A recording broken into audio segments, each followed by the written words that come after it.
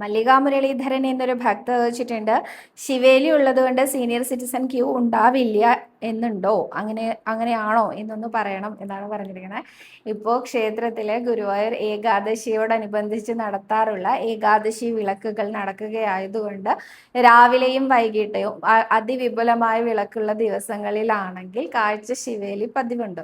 ഈ കാഴ്ച ശിവേലിയുടെ സമയം ആ സമയത്ത് സീനിയർ സിറ്റിസൺ ക്യൂ സംവിധാനം ഉണ്ടായിരിക്കില്ലേ എന്നാണ് ചോദ്യം. വൈകിട്ടായിരിക്കും കൂടുതലും എഫക്ട് ചെയ്യുക, അതായിരിക്കാം ചോദിച്ചിട്ടുണ്ടാവുക.